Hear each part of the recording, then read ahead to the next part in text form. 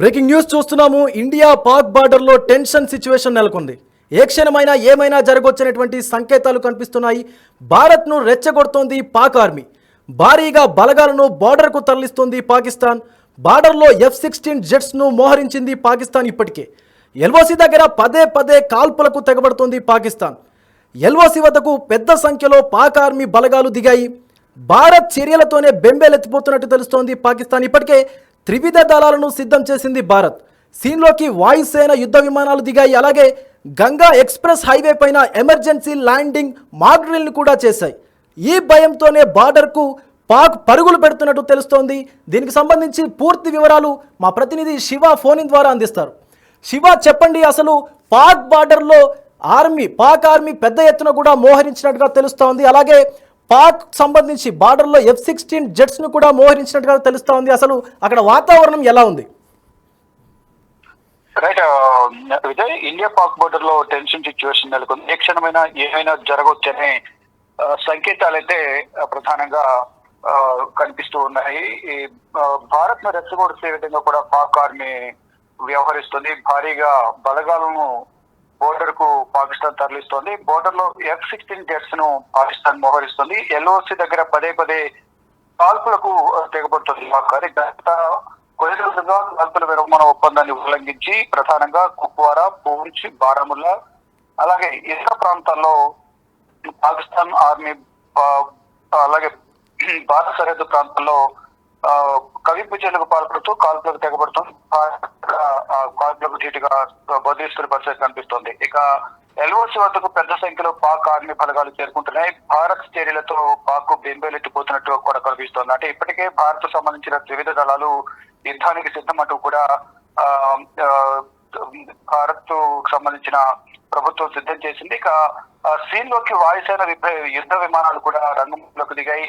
Ganga express వేపై emergency landing కి సంబంధించి mock drill కూడా నిర్వహిస్తున్నారు. ఆ భయంతోనే బోర్డర్ కు పాకిస్తాన్ పరుగులు పెడుతున్నట్టుగా తెలుస్తోంది. ఇక త్రివిధ దళాలు మొదటి నుంచి కూడా యుద్ధం ఏ సమయంలో వచ్చినా అటాక్ చేసేందుకు సిద్ధంగా ఉన్నామంటూ కూడా ఇండియన్ ఎయిర్ ఫోర్స్, నేవీ అలాగే ఆర్మీ కూడా సిద్ధంగా ఉన్నాయి. దానిలో భాగంగానే ఇటీవల POK పరిసర ప్రాంతాల్లో 4 రఫేల్ జెట్స్ చక్కెర్లు పట్టడం కానీ, మరోవైపు ఇండియన్ నేవీకి సంబంధించి ఇటు గుజరాత్ లోను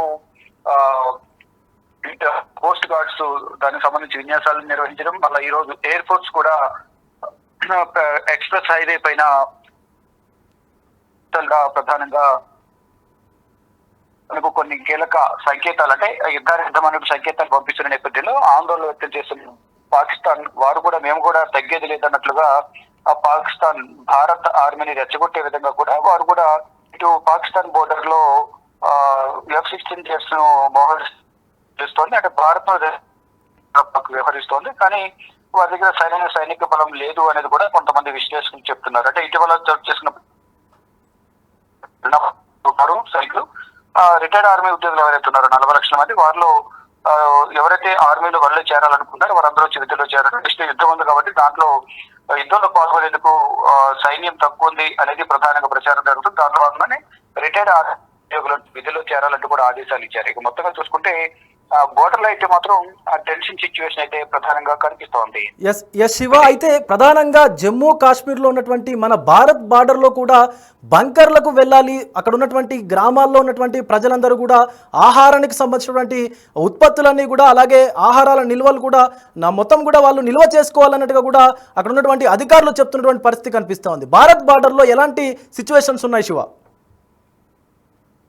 ప్రజెంట్ సిచ్యువేషన్ చూసుకుంటే సరిహద్దు ప్రాంతాల్లో మాత్రం ఇంతకుముందు చెప్పినట్టు కుప్వారా గానీ, యూరి సెక్టార్, పుల్వామా, పూంచ్ సెక్టార్, మరోవైపు పెహల్గాం పరిసర ప్రాంతాల్లో అంటే బోర్డర్స్ లో మాత్రం బారాముల్లా సెక్టర్ లో కానీ ఇతర జమ్మూ కాశ్మీర్ పరిసర ప్రాంతాల్లో ఈ సరిహద్దు ప్రాంతాల్లో మాత్రం ఉద్రిక్త పరిస్థితులే కొనసాగుతున్న పరిస్థితి కనిపిస్తోంది. మాటిమాటికి కవింపు చర్యలకు పాల్పడుతున్న నేపథ్యంలో ఇటు భారత బలగాలు కూడా భారీగా మోహరించాయి. ఇక ముందు జాగ్రత్త చర్యగా యుద్ధం వస్తుందనే వార్తల నేపథ్యంలో పాకిస్తాన్ ప్రభుత్వం ఏదైతే 13 నియోజకవర్గాలకు సంబంధించిన ప్రజలు ఎవరైతున్నారో వారిని 2 నెలలకు సరిపడా ఆహారాన్ని నిల్వ చేసుకోమని వారికి సూచనలు చేశారు. మరోవైపు దానికి సంబంధించిన ఫండ్ ఏదైతే ఫండ్ కూడా 100 కోట్ల రూపాయల మేర ఆ ఫండ్ కూడా వాళ్ళు సిద్ధం చేసుకుంటున్నారు కూడా తెలుసు. ఒకవేళ యుద్ధం వస్తే ఈ సిచ్యువేషన్ ఏ విధంగా ఉండబోతుంది అనేది కూడా ముందుగానే ఊహించి ఆ ఆ, సరిహద్దు ప్రాంతాల్లో ఉన్న ప్రజలు ఎవరైతే ఉంటారో దాదాపు 13 నియోజకవర్గాలకు సంబంధించిన ప్రజలకు కొన్ని సూచనలు చేస్తున్నట్టు తెలుస్తుంది. మొత్తం ఆహార పదార్థాలు కానీ Right. నిత్యావసర సరుకులు కానీ ఏవైతే ఉంటాయో అవన్నీ కూడా 2 వారాలకు 2 నెలలకు సరిపడా సరుకులు సిద్ధం చేసుకోవాలంటూ కూడా వారికి సూచించినట్లుగా తెలుస్తోంది. ఇది right Shiva, thank you for the details. Yes, India Pak బార్డర్లో అయితే పూర్తి స్థాయి టెన్షన్ సిచ్యువేషన్ నెలకొన్నట్టుగా తెలుస్తూ ఉంది. ఏ క్షణమైనా సరే ఏమైనా జరగవచ్చు అనేటువంటి సంకేతాలు కూడా కనిపిస్తూ ఉన్నాయి. సో భారత్ను రెచ్చగొట్టే విధంగా కూడా పాక్ ఆర్మీ పదే కవ్వింపు చర్యలకు కూడా దిగుతూ ఉంది. అలాగే భారీగా బలగాలను కూడా బార్డర్కి అయితే తరలిస్తూ ఉంది పాకిస్తాన్. బార్డర్లో ఉన్నటువంటి F-16 జెట్స్ను కూడా మోహరించింది ఇప్పటికే పాకిస్తాన్. అలాగే ఎల్ఓసి దగ్గర పదే కాల్పులకు కూడా తెగబడతా ఉంది. సో ఎల్ఓసి వద్దకు కూడా పెద్ద సంఖ్యలో పాక్ ఆర్మీ బలగాలు కూడా దిగుతూ ఉన్నాయి. అలాగే భారత్ చర్యలతోనే బెంబేలెత్తిపోతున్నట్టుగా కూడా తెలుస్తోంది పాకిస్తాన్. ఇప్పటికే త్రివిధ దళాలను కూడా సిద్ధం చేసింది భారత్. సీన్లోకి వాయుసేన కూడా దిగింది. ఇప్పటికే యుద్ధ విమానాలు కూడా గంగా ఎక్స్ప్రెస్ హైవే పైన ఎమర్జెన్సీ ల్యాండింగ్ సంబంధించినటువంటి మాక్ డ్రిల్ని కూడా చేశాయి. సో ఆ భయంతోనే బార్డర్కు పాకిస్తాన్ పరుగులు పెట్టినట్టుగా తెలుస్తోంది.